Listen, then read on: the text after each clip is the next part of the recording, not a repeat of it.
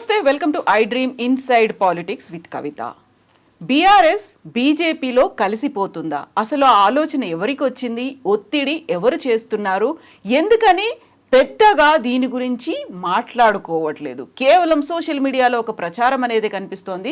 కేసీఆర్ దీని మీద ఎప్పుడు రెస్పాండ్ అవుతారు? దీని వెనకాల కవిత కూడా ఉన్నారా? ఓవరాల్గా దీని గురించే చర్చ జరుగుతుంది. దీని గురించే మనం మాట్లాడుకోబోతున్నాం. మనతో పాటుగా ఉన్నారు పొలిటికల్ అనలిస్ట్ ప్రకాష్ గారు. నమస్కారం అండి. సో కవిత మెయిన్ పాయింట్గా పెట్టుకొని ఢిల్లీ ఎన్నికల తర్వాతే ఇలాంటి విలీన ప్రక్రియ ఒకటి జరుగుతోంది అనేది, కవిత అప్రూవర్గా మారిపోయారు, ఈ కేసుల నుంచి తప్పించడం అనేది ఎన్నికల తర్వాతే జరుగుతుంది, ఈలోపు విలీన ప్రక్రియ అవుతోంది. అసలు ఏంటిది ఇదంతా? ఏం వింటున్నాము అంటే సోషల్ మీడియాలో ఒక ఛానల్లో వచ్చిన స్టోరీ ఏదైతే ఉందో, సరే ఆయన చాలా పాపులర్ వ్యక్తి కాబట్టి ఇది ఒక సంచలనం అయింది.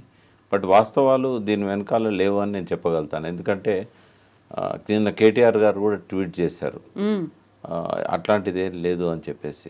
ఒకవేళ అట్లా ఎవరైనా ఇచ్చినట్టయితే నేను కేసు కూడా పెడతాను అని చెప్పాడు. అంటే మరి ఎందుకు ఈ అనుమానాలు వస్తున్నాయి, ఎందుకు ఈ అపోహలు వస్తున్నాయి అన్నప్పుడు, బీజేపీ యొక్క నేచర్ అది, దాని స్వభావం అది. ఎవరినైనా లొంగ తీసుకోవచ్చు అనుకుంటుంది, ఎవరినైనా తను బెదిరించైనా తన దారికి తెచ్చుకోవాలనుకుంటుంది. ఇప్పుడు వాళ్ళ చేతుల్లో కవిత జైల్లో ఉంది. సో కవిత రిలీజ్ కావాలంటే మీరు మాతో విలీనం కావాలని ఏమన్నా ఒక అక్కడి నుంచి ఫీలర్ వీళ్ళకు పంపించారనే ఒక అపోహను నిజమని నమ్మే అవకాశం ఉంటుంది. అంటే ఆ పరిస్థితి అట్లుంది కాబట్టి. ఇప్పుడు ఆమె బెయిల్ దొరకడం లేదు, 4 months అయింది.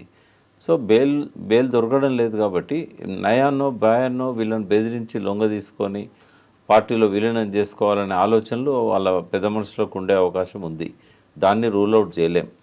వాళ్ళ వైపు నుంచి అటువంటి ప్రతిపాదనలు వచ్చే అవకాశం ఉంది, ఒత్తిళ్ళు వచ్చే అవకాశం కూడా ఉంది. ఆ వైపు నుంచి అయితే పూర్తిగా 100% నమ్మొచ్చు మనం, ఇట్లాంటివి చేస్తారు వాళ్ళని. ఎందుకంటే ప్రభుత్వాలని కూల్చడం అనేది వాళ్ళ నైజం. బాగా సింగిల్గా మెజారిటీ వచ్చినప్పుడే పార్లమెంట్లో వాళ్ళకు అవసరానికి మించిన స్థానాలు ఉన్నప్పుడే రాష్ట్ర ప్రభుత్వాలను కూల్చారు. మహారాష్ట్రలో కానీ, మధ్యప్రదేశ్లో కానీ, ఇంకా కర్ణాటకలో కానీ ఇవన్నీ చేశారు. అటువంటిది ఇవాళ వాళ్ళకు మెజారిటీ లేదు కాబట్టి ఒక అభద్రతా భావానికి లోనవుతున్నది ఆ పార్టీ. రాబోయే రోజుల్లో ఈ మహారాష్ట్రలో కానీ, ఢిల్లీలో కానీ, బీహార్లో కానీ ఎన్నికలు జరిగే అవకాశాలు ఉన్నాయి. కాబట్టి ఆ టైం వరకల్లా కొన్ని మన ఇప్పుడున్న 2 కాంగ్రెస్ ప్రభుత్వాలు ప్రధానమైనవి, చిన్నవి ఉండొచ్చు, బట్ కర్ణాటక అండ్ తెలంగాణ.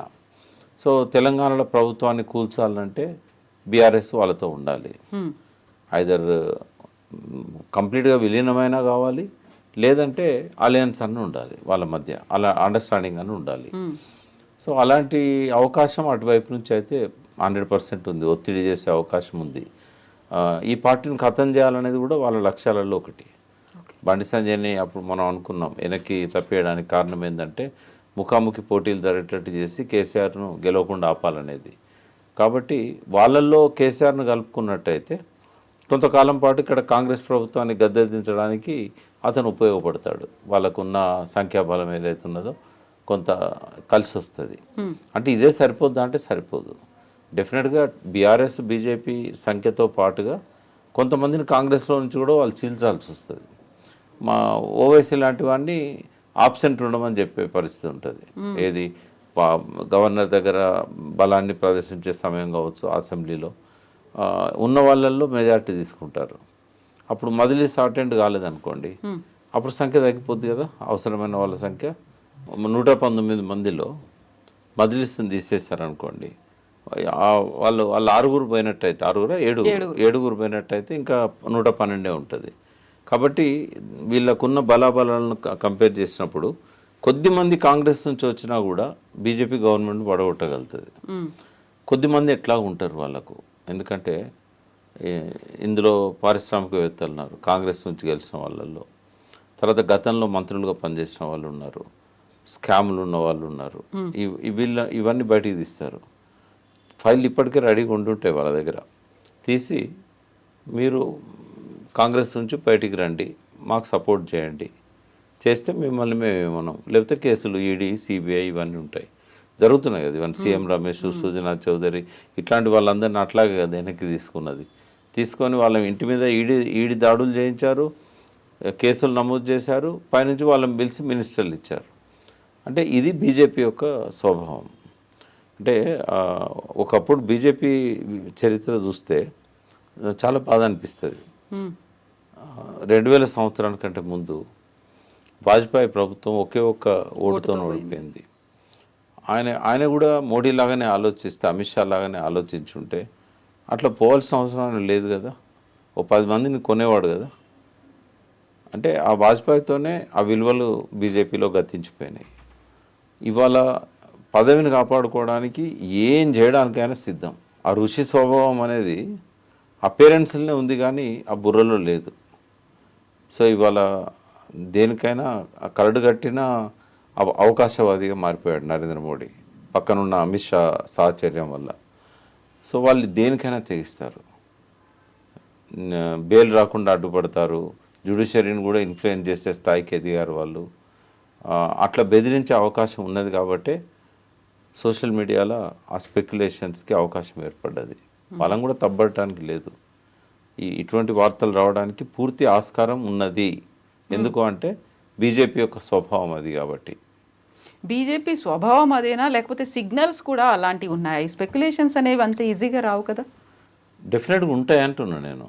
ఉంటాయి కానీ కేసీఆర్ కానీ, కేటీఆర్ కానీ, హరీష్ కానీ వాళ్ళు అటువంటి నిర్ణయం తీసుకుంటారని అయితే నేను అనుకోవట్లేదు. నేనే కాదు, వాళ్ళ గురించి తెలిసిన ఎవరు కూడా. ఎందుకంటే ఒక ఉద్యమ బ్యాక్గ్రౌండ్తో వచ్చిన వాళ్ళు వీళ్ళు. ఈ బెదిరింపులకు భయపడో లొంగిపోయో వచ్చే అవకాశాలను పోగొట్టుకోరు వీళ్ళు. ఇప్పుడు అదొక ధృతరాష్ట్ర కౌగిలి. ఇవాళ తాత్కాలికంగా ప్రయోజనం ఉంటే ఉండొచ్చు. ఉదాహరణకు వాళ్ళు ఏ స్థాయికైనా పోతారు.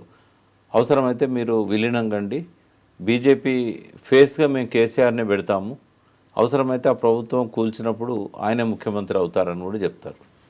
లేదా కేసీఆర్ గారు నేను ఉండను అని అంటే కేటీఆర్ గారిని ప్రకటిస్తారు.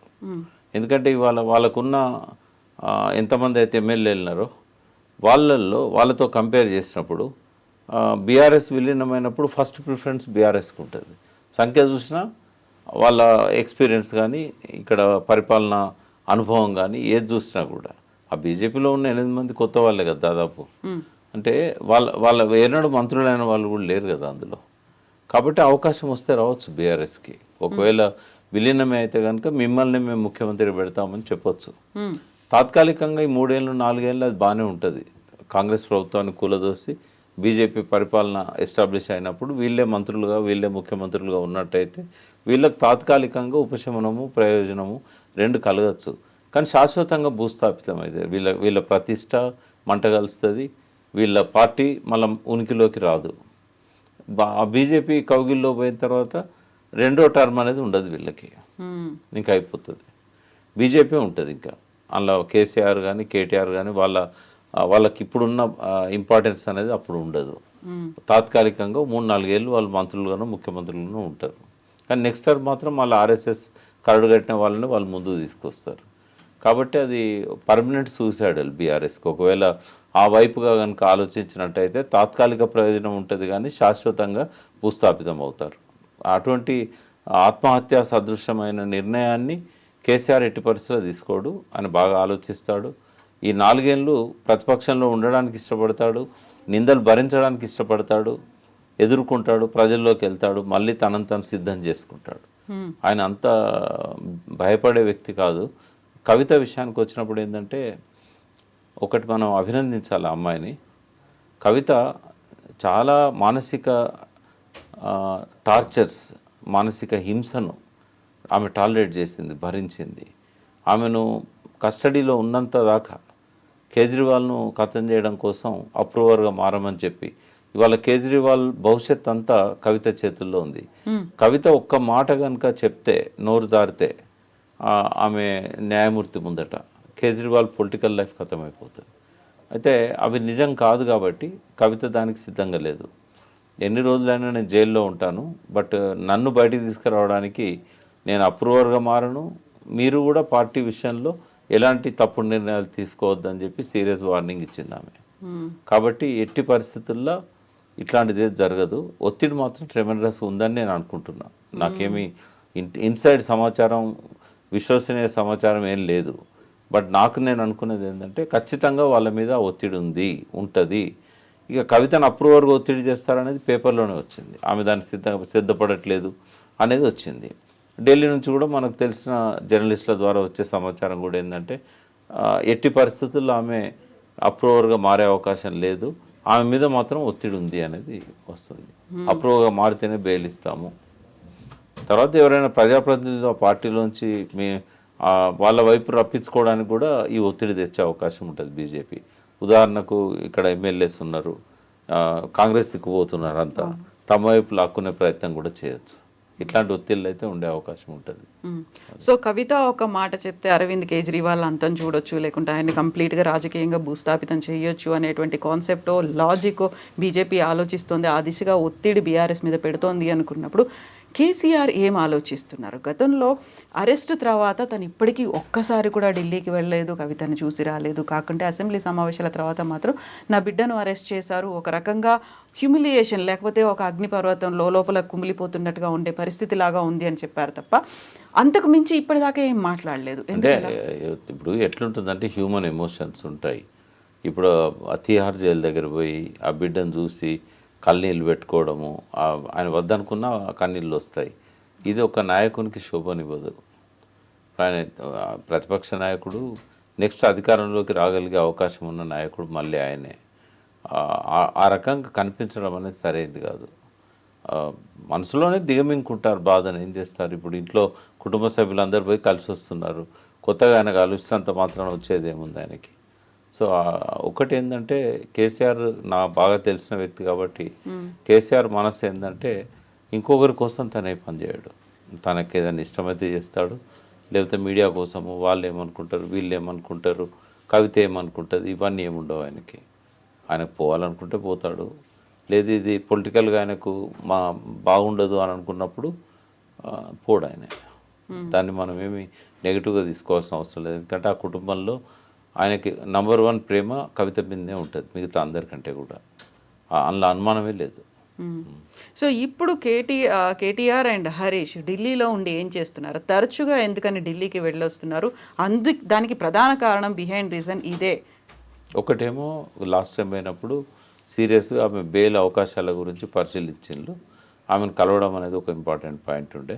ఆమె ఆరోగ్యం కొంచెం బాగాలేకుండే, అందుకని కొంత ఎయిమ్స్కి తీసుకెళ్ళి టెస్ట్ చేయించడము, వచ్చి చికిత్స చేయించడము, ఇట్లాంటివన్నీ కూడా జరిగినాయి. మొన్న పోయినప్పుడు ఏంటంటే సుప్రీంకోర్టు లాయర్స్ని కలిసి ఈ యాంటీ డిఫెక్షన్ లాని ఎట్లా ఇంప్లిమెంట్ చేయాలి, వీళ్ళని ఎట్లా పదవీచ్యుతులను చేయాలి ఎవరైతే పార్టీ మారారో, అంటే అది అవసరం పార్టీకి. ఇప్పుడు ఎప్పుడైతే కృష్ణమోహన్ రెడ్డి వెనక్కి వచ్చాడో ఈ ఒత్తిడి చేస్తే ఇంకో 4-5 ఎమ్మెల్యేలు వెనక్కి వచ్చే అవకాశం ఉంటుంది. వెనక్కి వచ్చిన వాళ్ళని వీళ్ళు స్వాగతిస్తారు. అదొక స్ట్రాటజీ ఉంది. అయితే బీజేపీకి వీళ్ళు అది బయటికి కనబడేటట్టు అయితే ఏముండదు కదా. వాళ్ళు తెచ్చే ఒత్తిడి కానీ వీళ్ళు ఇచ్చే సమాధానాలు కానీ ఇంటర్నల్గా ఉంటాయి, హాట్ లైన్స్ ఉంటాయి. కాబట్టి ఢిల్లీకే పోయి అక్కడనే ముఖాముఖి కలిసే అవకాశం లేదు కదా, ఫోన్ల ద్వారానే జరుగుతూ ఉంటాయి అన్నీ. అంటే దానికోసం మనం ఆలోచించాల్సిన అవసరం లేదు. కేసీఆర్ గారితో కూడా వాళ్ళు మాట్లాడతారు, అవసరమైతే మాట్లాడాలనుకుంటే. ఫోన్లలోనే కదా అంత కమ్యూనికేషన్. వాళ్ళకుండే ప్రైవేట్ నంబర్స్ ఉంటాయి, ఇతరుల నంబర్ల నుంచి మాట్లాడతారు. ఎంత ఫోన్ ట్యాప్ చేసినా కూడా దొరకవు. కాబట్టి దానికోసం ఢిల్లీకి పోయి వీళ్ళు ఎవరినో కలిశారనేది మాత్రం కరెక్ట్ కాదు. అది లాస్ట్ టైం కూడా వాళ్ళు ఎవరిని కలవలేదు, నడ్డాను కలిశారు, తర్వాత ఇంకెవరినో కలిశారని చెప్పి పేపర్లలో వచ్చింది, సోషల్ మీడియాలో వచ్చింది. అవన్నీ అపోహలే. సో ఒత్తిడి మాత్రం ఉంది ఢిల్లీలో బీజేపీ పెద్దల దగ్గర నుంచి. నేనైతే అనుకుంటున్నా, ఎందుకంటే వాళ్ళ స్వభావం తెలుసు కాబట్టి అనుకుంటున్నా. మనకెవరు కన్ఫర్మ్ చేయరు. ఒకవేళ ఒత్తిడి ఉన్నా కూడా మా మీద ఒత్తిడి ఉందని చెప్తారా వీళ్ళు? నేను ఉన్నదే అని అనుకుంటున్నా. ఎందుకంటే అది బీజేపీ ఆ రకంగా వ్యవహరిస్తుంది కాబట్టి. రెండవది, 2 ప్రభుత్వాలు గట్టిగా ఉన్నాయి ఇవాళ కాంగ్రెస్వి, కూల్చాలనేది ఉంటుంది. తెలంగాణలో వాళ్ళ జెండా బాతాలంటే బీఆర్ఎస్ ఉండకూడదు, వాళ్ళతో ఉండాలి బీఆర్ఎస్ బలం తమ వైపు ఉండాలి. ఈ 2 కలిస్తే అసెంబ్లీ ఎన్నికల్లోనైతే 51% పైన ఉంది. కాబట్టి అది ఆలోచన ఉంటుంది వాళ్ళకి. ఆగస్టు సంక్షోభం అనే మాట ఎందుకని ఇప్పుడు వినిపిస్తుంది? కరెక్ట్గా ఆగస్టులోనే ఇప్పుడు రేవంత్ రెడ్డి కూడా లేరు, ఆ తర్వాత ఈ స్పెక్యులేషన్స్, ఈ 2 పార్టీలు కలిసిపోతాయి, ఇవన్నిటి తర్వాత ఆగస్టు సంక్షోభం వచ్చేది ఏమైనా ఉందా అనేది విశ్లేషణలు ఎలా అంటే చూస్తున్నారు? కేసీఆర్ కనుక ఆయన ఒప్పుకున్నాడు అనుకోండి, ఆగస్ట్ నెల ఆఖరి లోపలనే ప్రభుత్వం పడిపోయి ఆయన ముఖ్యమంత్రి కావచ్చు కదా. మ్మ్. ఉందా లేదా ఛాన్స్? 100% ఉంది. సంక్షోభం వచ్చే అవకాశం అయితే ఉంది. మ్మ్. కానీ ఆయన ఒప్పుకుంటాడా ఒప్పుకోడా అనేది, ఎందుకంటే పాలిటిక్స్లో నథింగ్ ఈజ్ ఇంపాసిబుల్. అంటే అసలు అన్నీ ఏదైనా సాధ్యమే. బట్ అది నేను ఇందాక అన్నట్టుగా తాత్కాలికంగా ప్రయోజనం ఉంటుంది, శాశ్వతంగా సమాధి అవుతుంది, పొలిటికల్ భవిష్యత్తు సమాధి అవుతుంది. వీళ్ళ మనస్తత్వాలు కూడా బీజేపీలో ఫిట్ అయ్యేటి కావు. మ్మ్. ఆయన మోనార్క్ లాగా ఉంటాడు. ఇంకోరి నాయకత్వం కింద పనిచేసే ఆ స్వభావం పోయి 25 ఏళ్ళు దాటింది ఆయనకి. కాబట్టి అది సాధ్యం కాదు అది. మ్మ్. బట్ ఆయన దేనికైనా వాళ్ళ పిల్లల ఫ్యూచర్ని దృష్టిలో పెట్టుకొని కనుక ఇంకా నాకు వాళ్ళకంటే ఏది ఎక్కువ కాదు అని ఒక స్థిర నిర్ణయం తీసుకున్నాడు అనుకోండి, ఇంకా ముఖ్యమంత్రి కావడానికి గంటలు రోజులే ఉంటాయి, నెలలేం అక్కర్లేదు. మ్మ్. బీజేపీ అనుకుంటే ఎంతసేపు అది? వాళ్ళు అనుకుంటే 10-15 మందిని లాగలుగుతారు కదా కాంగ్రెస్లో నుంచి. రేవంత్ రెడ్డి ఎంత కాపాడుకున్నా 30-35 మందిని కాపాడుకుంటాడు. మిగిలిన వాళ్ళైతే ఊగిసలాడే స్వభావం ఉన్నవాళ్ళు, వాళ్ళ జుట్టు ఏమైనా బీజేపీ చేతిలో ఉంటే కనుక వాళ్ళు తప్పనిసరి పోవాల్సి వస్తుంది. ఏది లేకపోయినా ప్రలోభాలకు కూడా గురయ్యే అవకాశం ఉంటుంది. అంత నిజాయితీగా విలువలను పునాదిగా పెట్టుకొని ఎదిగిన నాయకులు ఎవరు ఆ పార్టీలో లేరు కదా. కాంట్రాక్టర్లే కదా అందరు కూడా. కాంట్రాక్టర్లు అవకాశం ఉంటే ఏమైనా చేసి డబ్బులు సంపాదించాలనుకున్న వాళ్ళే ఇవాళ పార్టీలో చాలామంది గెలిచారు. అటువంటి వాళ్ళు పార్టీ మారడానికి, గోడ దునకడానికి ఏముంది అలా? మంత్రి పదవులు ఇస్తామంటే కూడా వెళ్ళే వాళ్ళు చాలామంది ఉంటారు. అసలు కేసీఆర్ మధ్యలో ఏముంది, ఏం ఆలోచిస్తున్నారు ఆయన? నాకు తెలిసి అయితే ఆయన ఫైట్కు ప్రిపేర్ అవుతున్నాడు. మ్మ్. నెక్స్ట్ కొంతకాలం అపోజిషన్లో ఉందాం, నెక్స్ట్ ఫైట్ చేద్దాం, గెలుద్దాం, ఎవరు పోయినా అదే చెప్తున్నాడు ఆయన. మ్మ్. మళ్ళీ కొట్లాడకు సిద్ధంగా అండి. ఎమ్మెల్యేలు పోయినంత మాత్రాన మనకు పోయేది ఏం లేదు. మనం జనంలో మనం ఉంటాం, జనం రియలైజ్ అవుతారు, జనం రియలైజ్ అవుతున్నారు. వీళ్ళ ఫెయిల్యూర్స్ అన్ని ప్రజలు చూస్తున్నారు. కాబట్టి వెయిట్ అండ్ సీ అనే పద్ధతిలోనే ఆయన ఆలోచిస్తున్నాడు. ఆయనకేమీ బీజేపీతో కలవాలని కానీ, మనసు నిండా కోపం కూడా ఉంది బీజేపీ పట్ల. దానికి భిన్నంగా ఆయన వ్యవహరిస్తాడని నేను అనుకోవట్లేదు. ఎస్ ప్రకాష్ గారు, థ్యాంక్ యూ సో మచ్ అండి. Thank you.